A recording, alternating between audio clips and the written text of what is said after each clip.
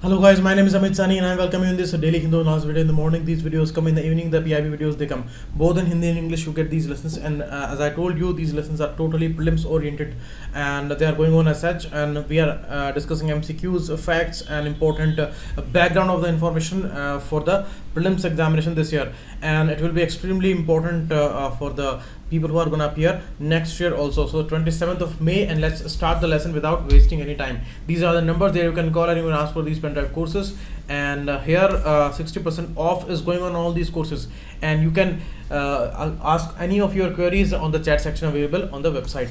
Here all the addresses, all the important courses are updated one, created by experts. Articles are again political today, and not any specific one is here. Only this article by Paneer Selvan, it's a very important one, but it is talking about a moral responsibility and a professional responsibility, both about the journalists, because this is the biggest problem India is dealing with, because the journalism is going through the lowest, you may say it's the lowest level that we are observing today.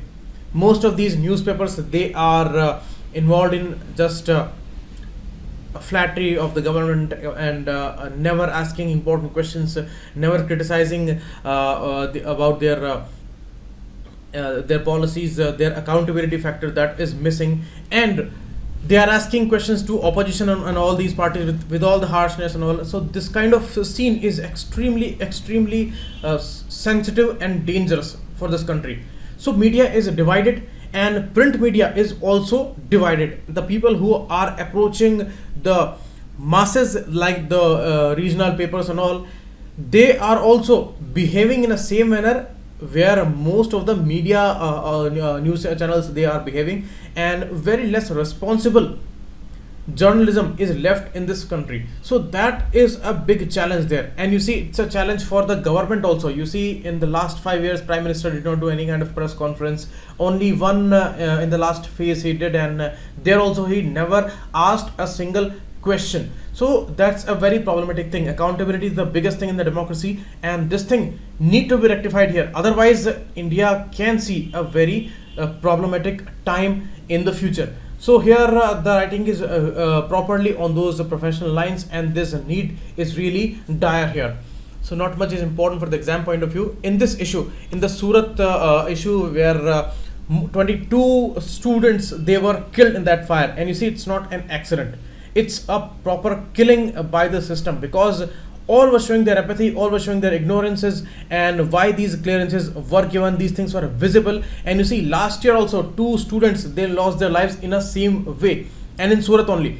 But they did not take any kind of cognizance of that, and they did not become aware about those situations, and they did not do any thorough investigation of all the buildings and all. And you see the rooftop where construction is not allowed. So on many of these buildings, due to commercial reasons, and when these builders and all, they are earning big amount of rents and all, so these plastic shades or the fiber body roofs, they are created, and in all these classrooms they use ACs and all, so the building is totally closed, and here they do not leave any space for windows or multiple exits and all. And here this was the reason where, due to the cheap construction, due to they wanted to save money on that particular building, they created this kind of setup, and that became fatal for all these students. So that means it's all the case of jugaad, it's all the case of ignorance, it's all the case of not maintaining all the standards.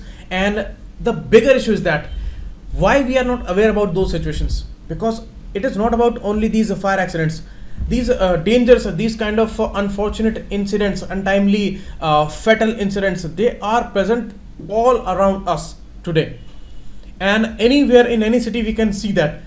But these things will be rectified only when people will become aware about those situations. But people, they do not care. There are 2 ways only for the normal public, especially in India, whether they are totally centered in their lives, they are taking care about their own family issues, or When they are talking about public issues on Facebook or something like that, then they are talking about religion, they are talking about dirty politics, they are mocking someone, and these crucial issues, they are raised by a very minuscule minority of some journalists, some intellectuals, and these things are not paid any kind of heed there. So that's the problem, because these things are not very much common in our debates. Otherwise, these things will put a lot of pressure on the authorities and the governments, and they will bring results. But these things are out of our contexts. We do not care about those issues. So the responsibility lies with the public also, who is discussing politics all the time, and they are blocking the accountability factor for the government also, because this is a very unique scene. We have been observing that accountability to the government, and for the government to the public, that is totally missing. When anybody is asking question, then these people are mocked and they are labeled as opposition parties and all. And you see, out of these kind of unfortunate conditions and unfortunate ambience politically, these kind of unfortunate incidents happen because they are ignored in these nonsensical debates. So that's the issue. So maybe Mandir Masjid will not help, but a proper service of a fire brigade, a robust, upgraded, technological advanced service, they may help in the future. So please be aware about those situations, what we are talking on the public scene.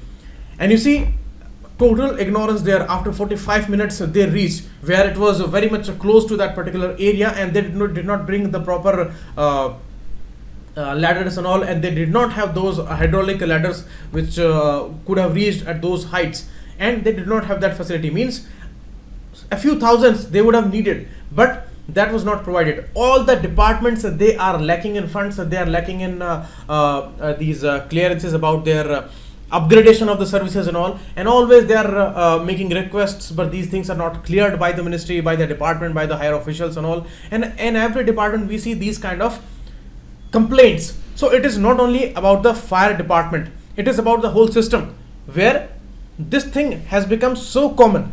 This has become a very wrong legacy of the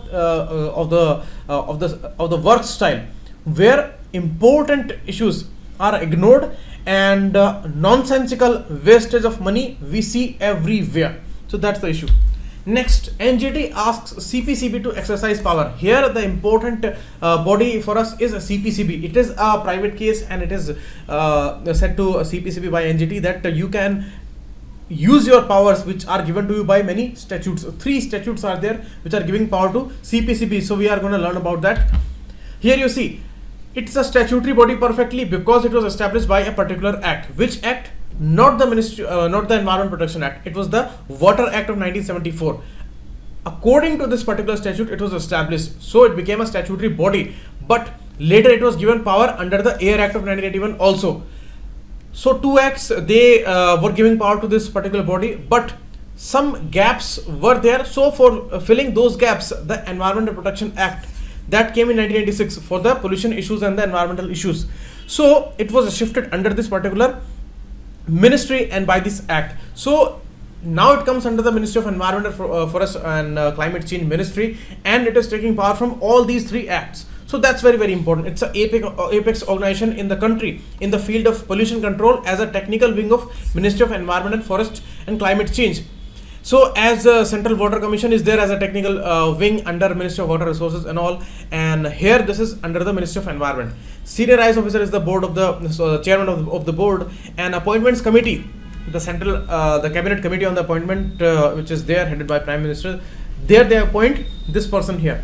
Okay, and in the states there are state pollution control boards, and in the union territories CPCB takes care of all the pollution related issues. And one more body is mentioned here, that is CGWA. Regarding that, I told you earlier also that Central Groundwater Authority, it's a very important technical wing under the Ministry of Water Resources only, and it takes care about the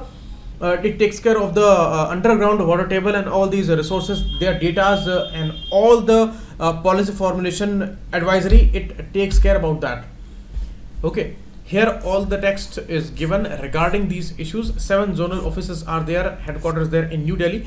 And one more important issue is that, as I told you, 1986 this Environment Protection Act came, and all the roles are defined under this particular act also. Now NAMP program, National Air Monitoring Program, that is run by CPCB, and very important installations are there in 262 cities and all the states and all the union territories. And here 4 air pollutants like SO2, sulfur dioxide, NOx, oxides of nitrogen, suspended particulate matter as SPM, and the respirable suspended particulate matter PM10. All these are counted under this air monitoring program. And the biggest installation is there at IT, near the ITO Chowk in New Delhi, and that is weekly updated. So they may ask you about that. And all these issues are taking care about the most crucial problem of India, that is air pollution. And the water pollution is also maintained by CPCB there, because it is given the power under the Water Act also. Next, ICFRI. Many times this question has been asked regarding the ICFRI, Apex Forest Research Council. It's not an institute, it's a council, and there are 9 important institutes under it. Okay, so third one is wrong. It is not one of the institutes. It is having these 9 premier forest research institutes under it. So 3 is wrong. Second is correct. ICFRI has established a National Bureau for Forest Genetic Resources. Okay, it was executing the 40 program in India also, and with UNDP it took many steps, and they created this Forest Genetic Resources, NBFGR, there in India, and the headquarters there in Dehradun. But you see, this is not a statutory body, that's why this is wrong. First is wrong, third is wrong. It's a autonomous organization, or you may say government agency under the Ministry of Environment and Forest and Climate Change. So 2 only is the correct option here. It is asking about the correct option. C is the right answer. You see, it has 9 research institutes and 4 advanced centers under it for different biogeographical regions. Remember that. And a government agency or the autonomous organization under the ministry headquarters there in Dehradun.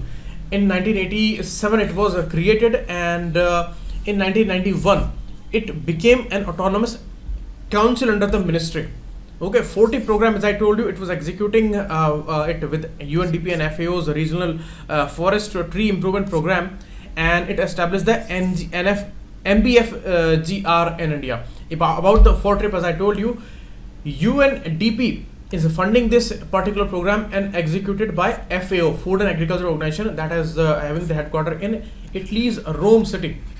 Okay, 10 countries in Southeast Asian region, they are under it. India is also under it, and the headquarters for this particular program is there in Philippines, Manila. So the program is run from there. Okay, pursuing research and development programs in the region, and semi-annual newsletter, tree breeding and propagation news, that is also released by FORTIP only.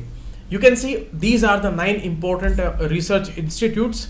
Most important ones are TFRI, Jabalpur, Assam, Jorhat's Rainforest Research Institute, Jodhpur's Arid Forest Research Institutes, and the Dehradun's first one, that's a Forest Research Institute, that is also coming under it. And that was established institution in 1906, the first one.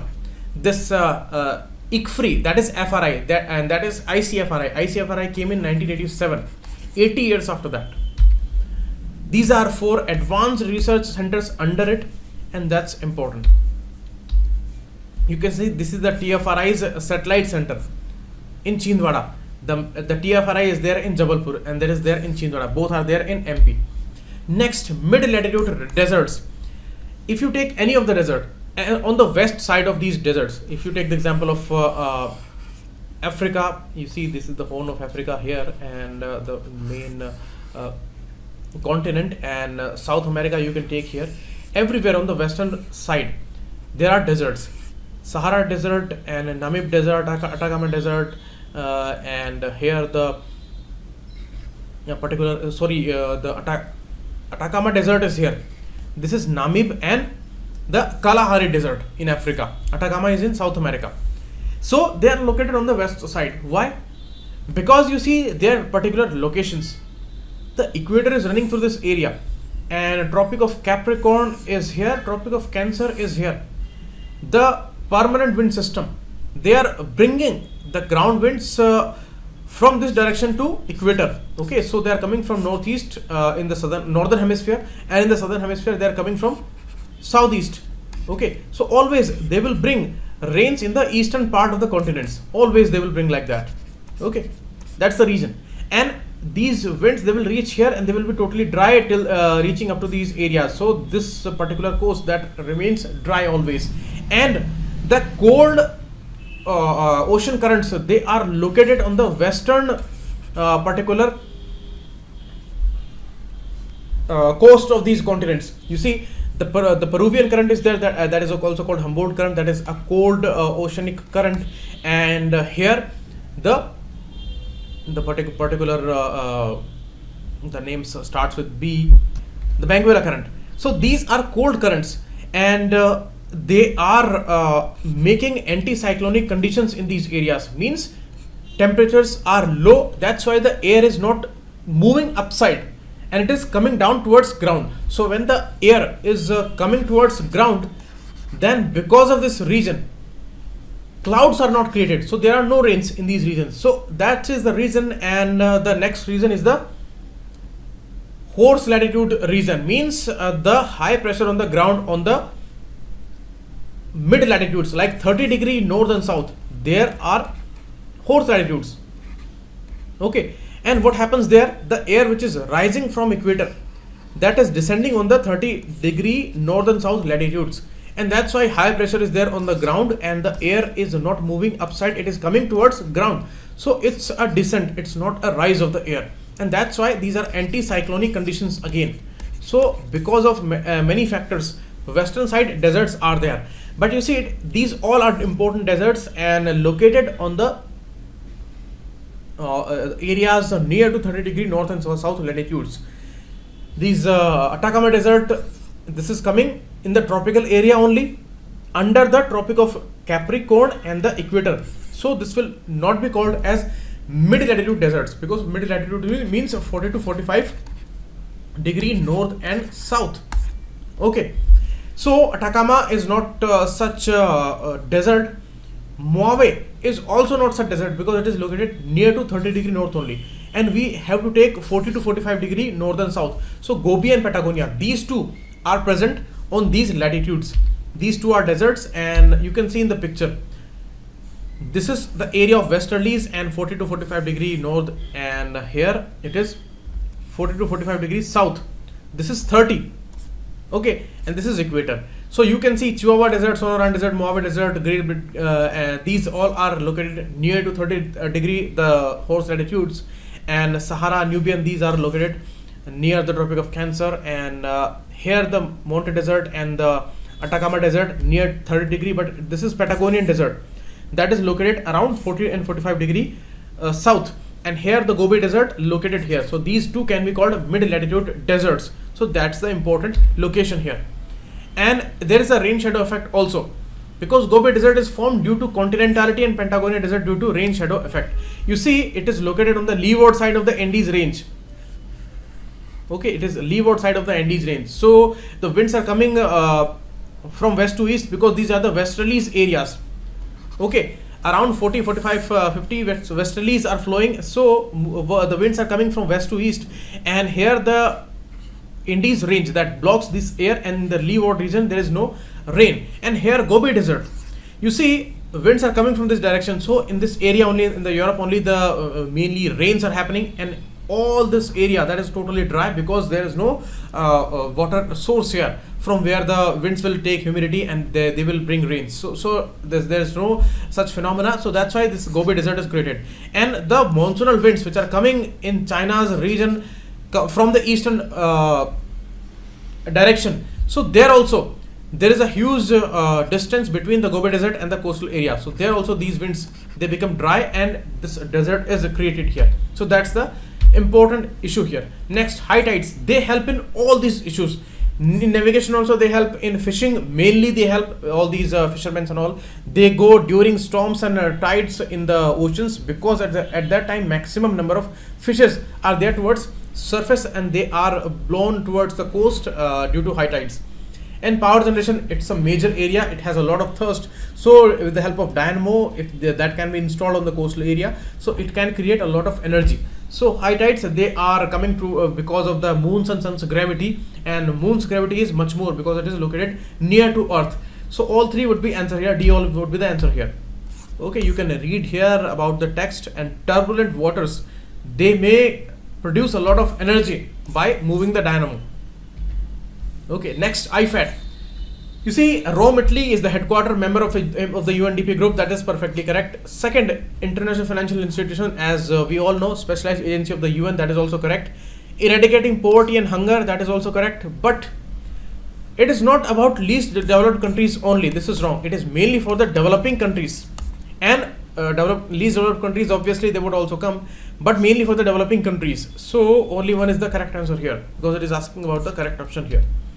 Okay, you can read here in 1977 it was established after the 74 World Food Conference, and they observed that 75% of the world's poor live in rural areas and mainly in the developing countries, but only 4% of the official developmental assistance that is going towards agriculture. So that's a very problematic thing.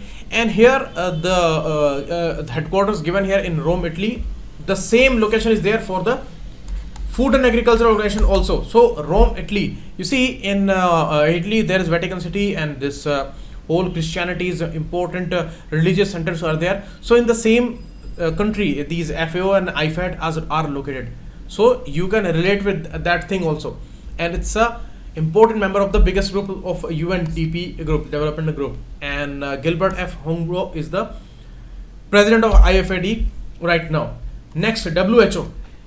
The predecessor of WHO was Health Organization. That was correct. Agency of the League of Nations. That is also correct. But it was made after World War I, not World War II. It is wrong. It was World War I.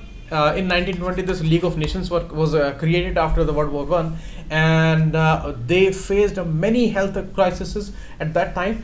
So Health Organization was created. After that, in 1948, after World War II, they upgraded it to WHO, World Health Organization, and that was created, and it is running a program, replace program, for the trans fats. But you see, it is not for the naturally produced artificial trans fats. This is wrong. It is industrially produced artificial trans fats. Okay, so that's why this second option is wrong, and only one is the correct. D, none is the correct answer here, because it is also wrong. It was after World War I. So the whole data and the detail is given here. You can go through that.